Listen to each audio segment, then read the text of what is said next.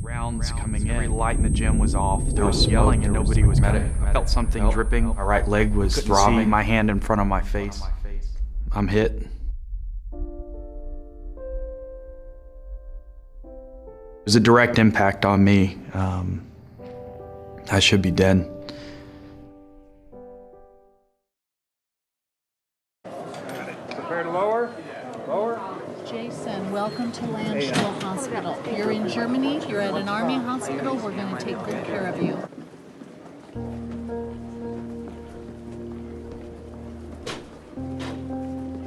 We talk about the invisible wounds of war, and that's what our casualties are.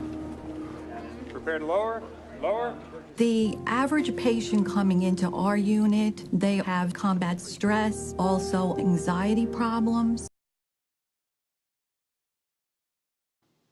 Hello everyone, how's it going? As healthcare providers, I understand that all of you are very busy, so I want to thank you for making the time to learn a little bit about our awareness campaign regarding veteran suicide. By the end of the seminar, we hope that you'll have learned how to recognize symptoms of suicide, understand the causes and triggers of veteran suicide, learn how to prevent veteran suicide, and last but not least, about the resources available to both us, healthcare providers, and the veterans themselves.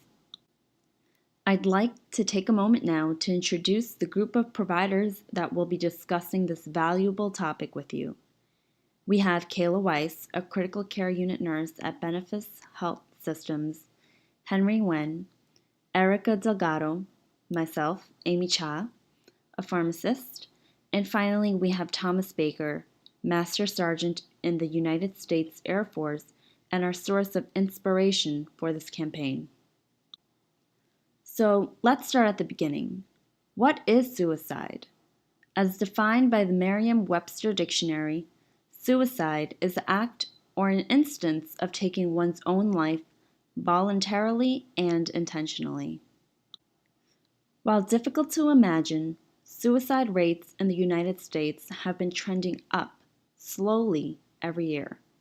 As per the American Foundation for Suicide Prevention, the rate of suicide per every 100,000 person was 10.97 in 2006. By 2010, the rate increased to 12.08, and in 2015, the rate was at an average of 13.26. The National Institute of Mental Health estimates that the average rate of suicide has gone up a staggering 24% over the past 15 years. There are a few other statistics about suicide in the United States to keep in mind. Suicide is the 10th leading cause of death in the United States. Around 44,913 Americans also die each year by suicide, at about 121 per day. In addition, for every one suicide, there are 25 attempts made. Many of these cases are often underreported. Out of the numbers that we have just discussed about the rates of suicide in the United States, how many of these do you think are suicide attempts by veterans? In September of 2017, the United States Department of Veteran Affairs released a statement of veteran suicide rates by state. However, the greatest takeaways from this statement was that in 2014, an average of 20 veterans died from suicide every day.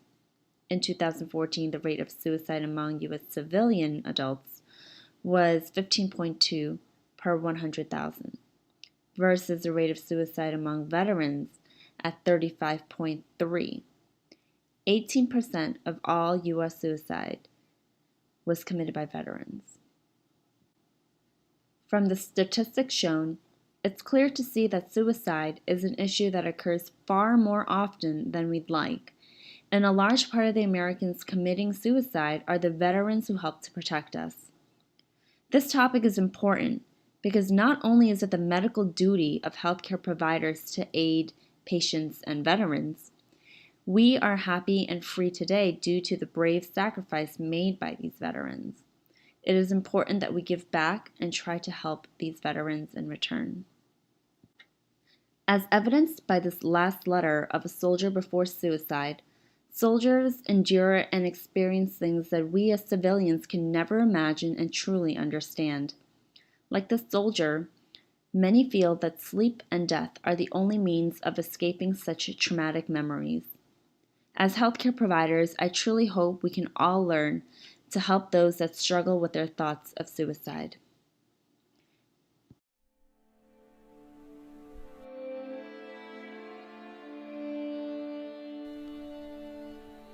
What is PTSD? PTSD stands for post-traumatic stress disorder. This is an anxiety disorder that can occur after you have been through a traumatic event. Walking past body parts, car parts.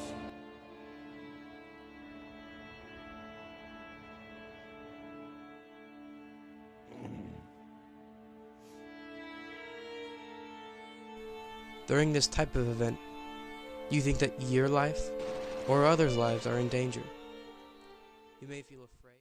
Hi, my name is Kayla Weiss, and my portion of the presentation is dedicated to the risk factors, precipitating factors, warning signs, and awareness of suicide in the veteran population.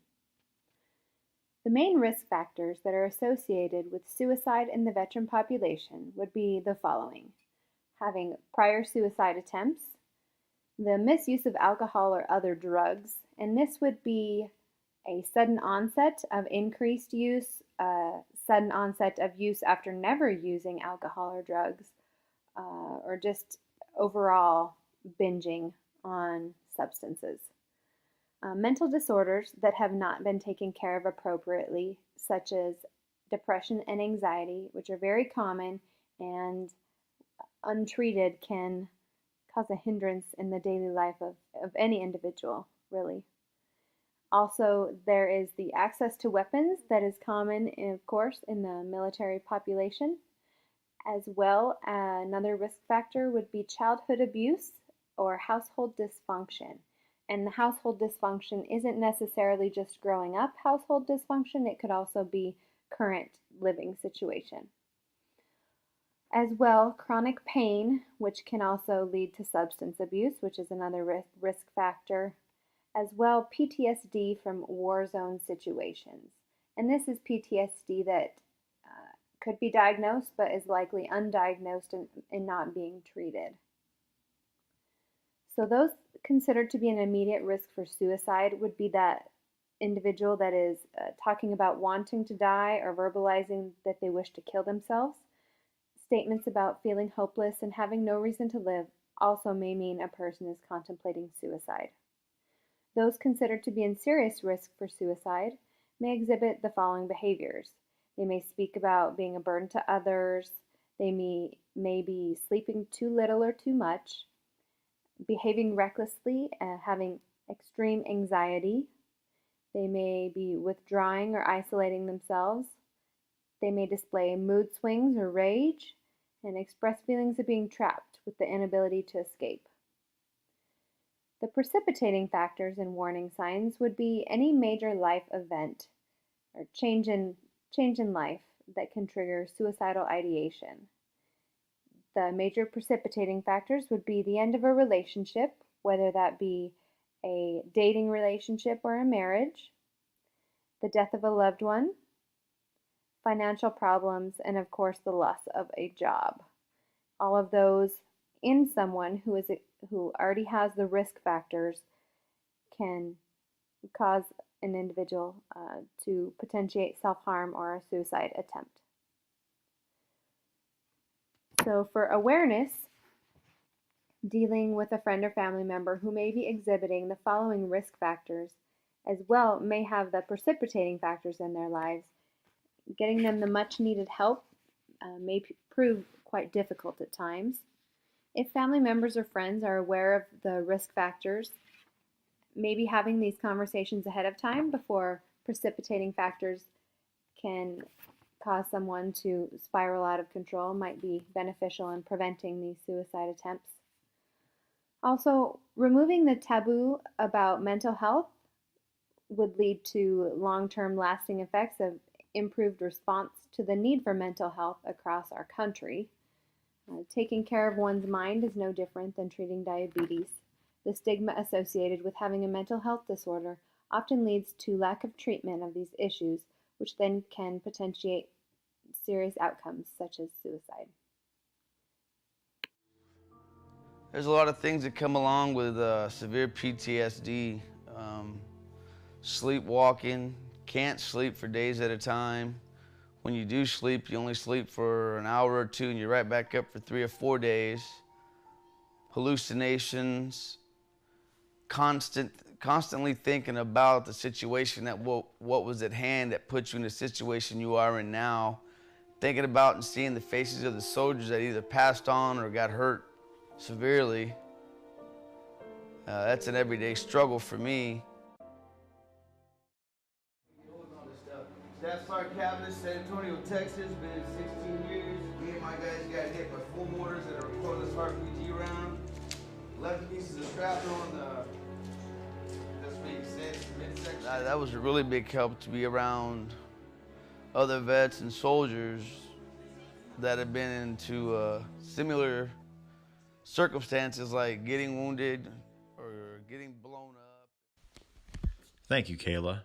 My name is Thomas Baker, and I will be discussing veteran suicide prevention. Prevention. As a group that is already at a more significant risk for suicide, it is critical to implement effective preventive strategies for veterans. One suicide is too many. Prevention is difficult, unfortunately, as there are still many victims who did not carry a diagnosis right before their death. Diagnosing suicidal behaviors is also very difficult. Fortunately, the Air Force has been working on, with favorable results, a suicide prevention program. This program focuses on early identification and support through a force-wide public health campaign. The Air Force Suicide Prevention Program. For active duty and veterans alike, it represents a great example of an effective suicide prevention program. Comprehensive Airman Fitness, or CAF, serves as a backbone for suicide prevention, fostering mental, physical, social, and spiritual fitness and well-being.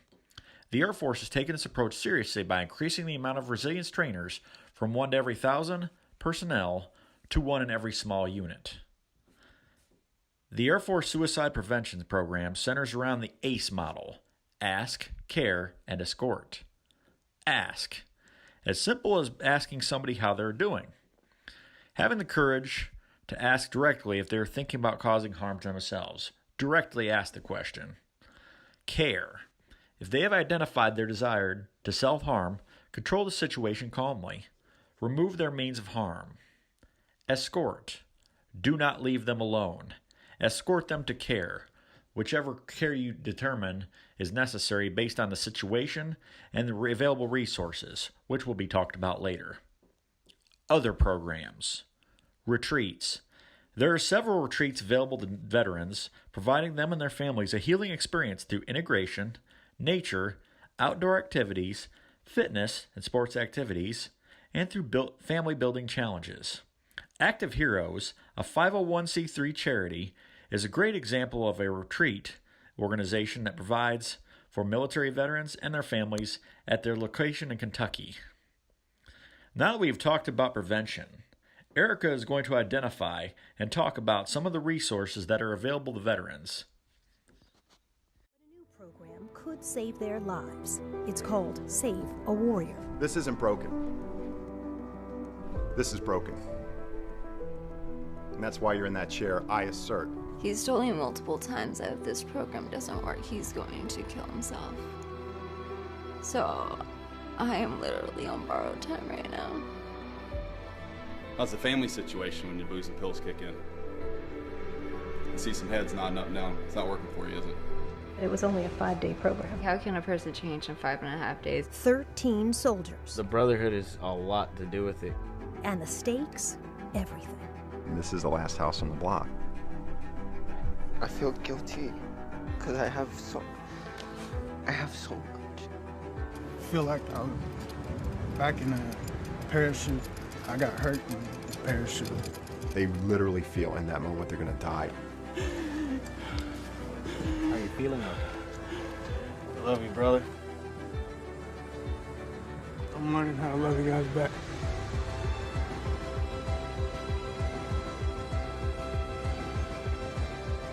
How many men have you had come through this? 100 active duty and returning warriors. How many would you guess were suicidal? Somewhere between 80 and 90. And how many have killed themselves? None. I got a lot riding on this. And my life is riding on it.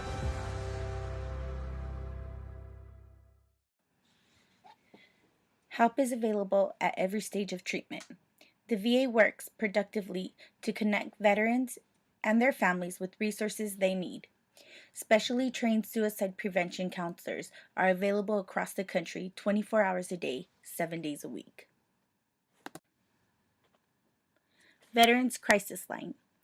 The 24-hour, 7-day-a-week crisis line provides immediate access to mental health crisis, intervention, and support. Veterans can call or text the National Suicide Prevention Hotline number at any time of the day to be connected to a highly skilled counselor trained in suicide prevention and crisis intervention. VA medical centers offer an assortment of mental health care, which includes alcohol and drug abuse programs and community-based outreach programs. Vet centers and readjustment counselors are community-based counseling centers that provide veterans with readjustment counseling and outreach services to civilian life.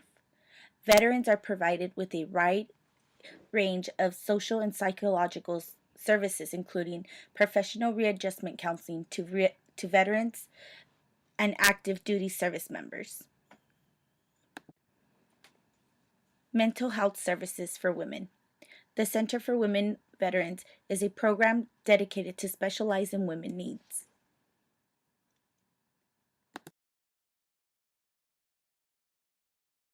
Veteran Affairs Free Mobile App Store. The Department of Veterans Affairs has developed 13 award-winning mobile apps to support veterans and their families with tools to help them manage emotional and behavior concerns.